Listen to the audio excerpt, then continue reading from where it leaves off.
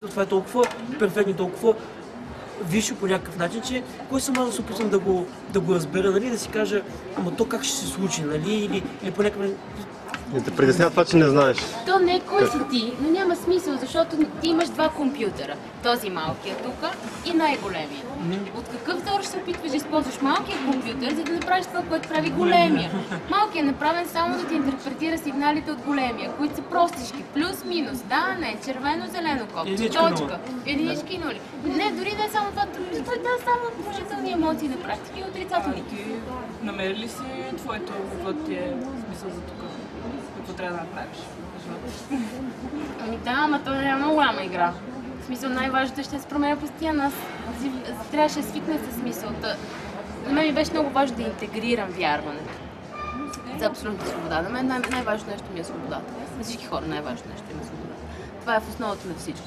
Но трябваше да се чувствам напълно свободна. И принципно имах и периоди, в които се чудех доколко тази игра е предопределена, доколко аз имам право да сменя всичко през цялото постоянно. Имах моменти за отговорността. Бях решила, че желанията ми, нали, да направя света по-различен, да почна да работя за един друг свят, както си го представям, са нереални, безсмислени или пък, нали, имаше момента на длъжна съм. После казах, не искам да съм длъжна, искам да го правя, защото искам. Имаше момент, в който, нали, си казах, не, нищо няма да правя. Ще живея само за себе си. И така си изказах, сега ще почна да привличам много пари, да си купя яхта и да изчезна в морето някакви работи. Обаче постепенно, нали, минавам от една идея в друга, но така накрая ще пътя си ме води към това да си играя играта с моя си дракон. Аз не мисля вече за това какво ще се случи, защото потенциалите са безброй. Тоест това, което съм си представила при 5 години като опция, днеска... Не било в някаква рамка. Да, днеска може да е по съвсем друг начин. Нещо смисъл, аз също не го вярвах това. Единственият път, тоест не единственият път, когато, нали, осъзнах, че мога да правя такива неща, беше миналата година, точно преди изпитите ми. И в смисъл, всеки се абсолютно всичко без да пипам да учи и точно ми беше едно, те ли ти кажеш на магия, така просто разбираш ли, така просто си правя експеримента. По тяло нищо не пипам да уча, нищо така просто седях да видя утре ли ще взема. Тоест взимаш изпит без един път, даже имах и 2 ликвидации, ако не ги взема тези ликвидации, ще да ме изхвърлят в университета. И за тях не пипах да уча. И за тях даже казвах на хората, един-двама приятели, нали, бяха с мен и им казах да преписват от мен, защото ще го взема. И 3-мата го взехме. И даже ме изчерпаха и така нататък.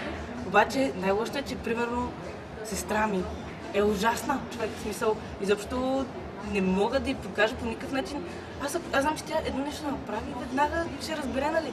Обаче по никакъв начин, по този начин тя на мен някакси ми пречи, смисъл, като има човек до тебе да непрекъснато ти говори, какво си, ми е сестра, смисъл, не мога да й кажа, росте ме намира в карисото. Умири там в кофата.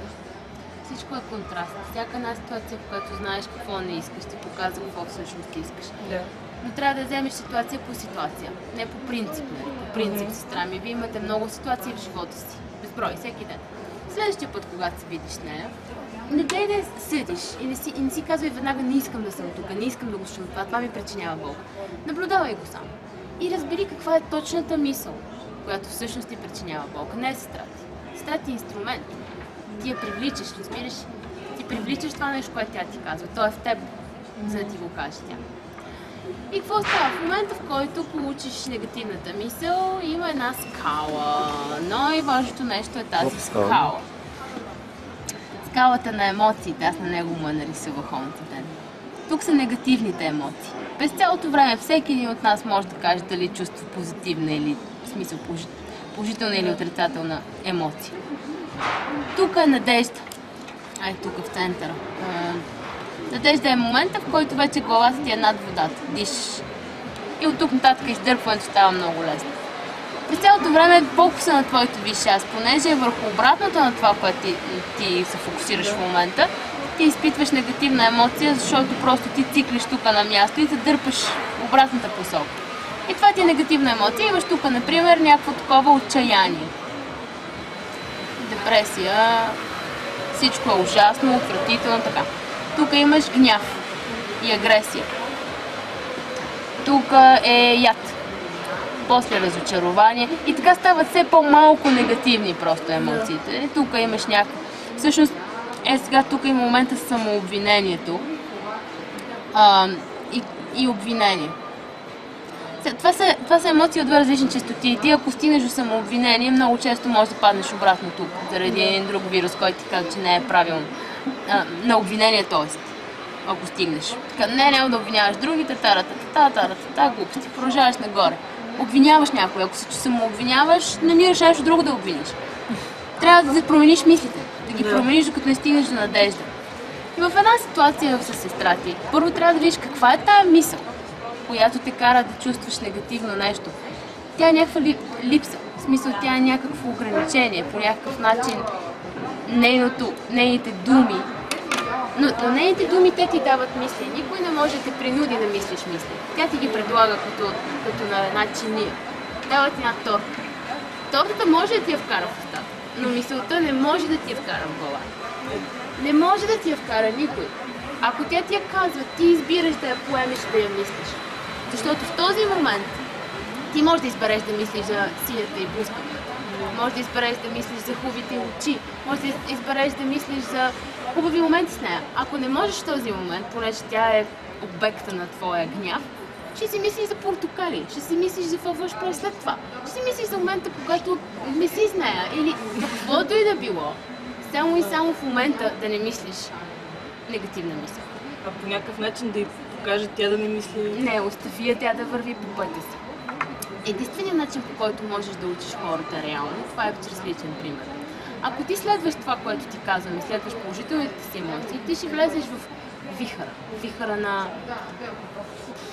тази връзка, в зоната, както искаш. И ти ще го излъчваш. И тогава другите хора около тебе започват да гравитират към теб и да искат да разберат каква е тая магия, която има в теб.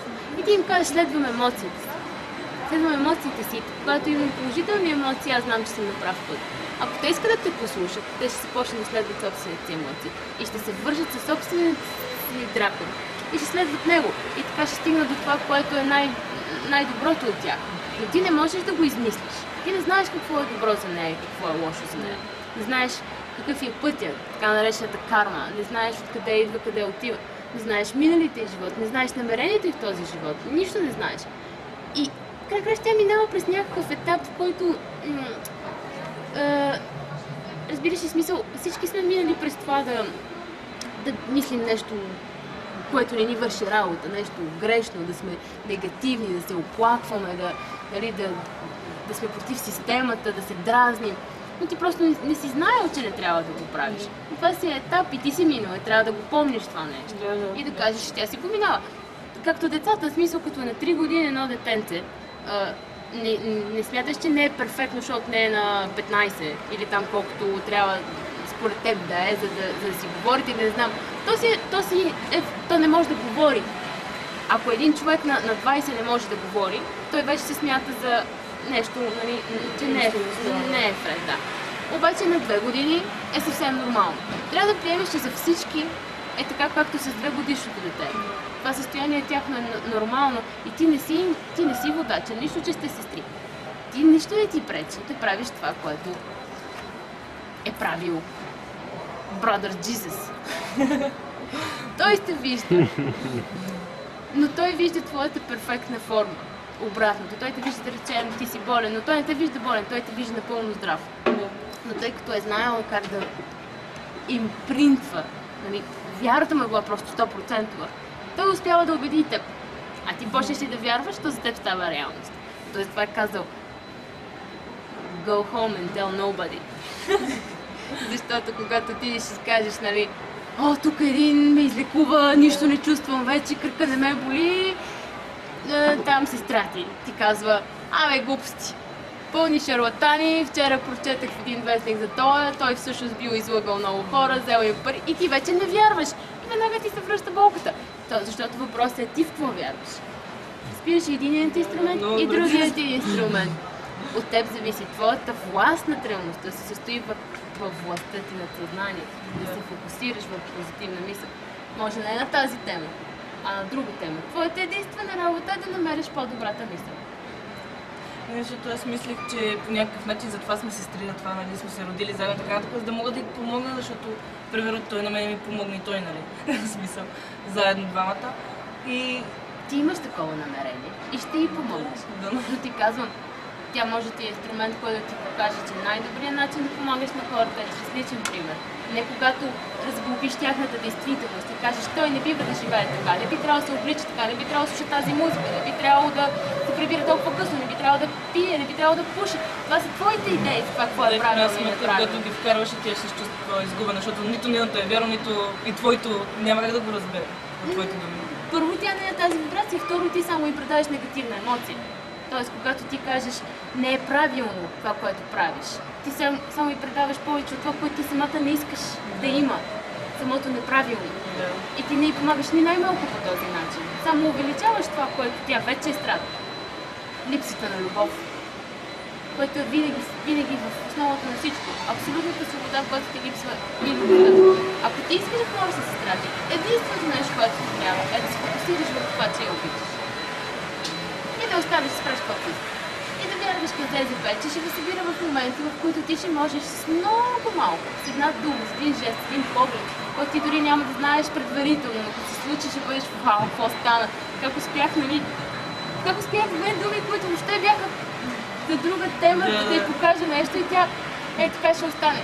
Но ако ти предварително го мислиш, няма как да го измислиш, няма как да го намира правилния начин на... Живота е най-добрият режисер, нали така да виж. Да, аз пращам сигнал да ми изпратят помощ, нали, за нея, обаче той няма да дойде, когато аз очаквам. Първо ти активираш вибрацията в себе си, че нещо на нея ни е наред. Самия факт, че ти искаш сигнал за да й помогнеш, означава, че ти мислиш, че там и не е наред. Искам да й помогна. Ти активираш в себе си вибрацията за не наред и привличаш в нея тази нейна страна. Въпросът е да контролираш твоята вибрация. Ти винаги да си на вибрацията, че всичко е наред с всички. Каквото и да им се случва. Да знаеш, че има кой да се грижи за тях. Твоята роля е там е да обичаш себе си, за да можеш да светиш по-силно и така ще светяваш останалите. Твоята роля е да ги обичаш. Ако не ги обичаш, да насочиш вниманието си към тези, които обичаш. Не се опитвай да обичаш тези, които не обичаш. Ако в този момент не обичаш сестра ти, that's okay. Не осочи вниманието си върху нещо, което обичаш. То може да е шоколадов шейк. Едно и също е.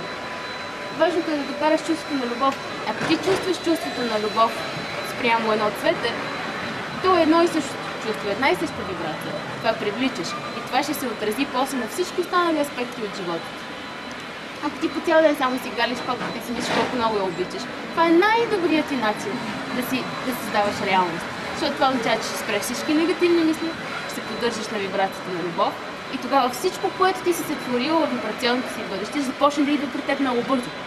Проблема не е това как да си създадем реалност, а как да допуснем тази, която вече сме създали, да я видим, как да стигнем до нея. Не да дойде пред... И двете, нали? Тя хем идва пред теб, хем всъщност те дърпат и ти казва, нали, его зайка, тръгва тук сега наляво, тръгни след него. Нищо, че е страшно, нищо, че изглежда, нали, не е правилно, в смисъл сега трябва да ходя на работа, тръгнал съм натам, обаче има някакъв заек, разбираш, и в тая реалност, аз толкова много искам да тръгна след него. Тръгваш след него. Той те води през някакви места, в които целият ти костюм става на нищо, нали, смисъл през някакви блата, работи, но ти знаеш, че по този път искаш да вървиш. Трябва да си смел, да вървиш, да следваш емоциите си.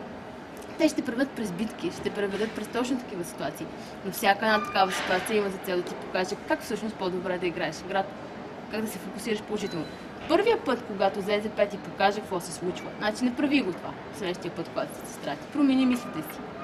Просто ги промени. Докато тя говори, ти мисли за нещо друго, което е по нея или колко я обичаш, ако не можеш, нещо съвсем друго. Но бъди там.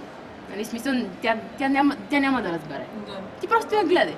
Но промени мислите си и ги поддържи. Първо ще видиш само за 5 минути промяна в цялата ситуация. Второ, ако това го правиш постоянно, ще видиш промяна в целия си живот.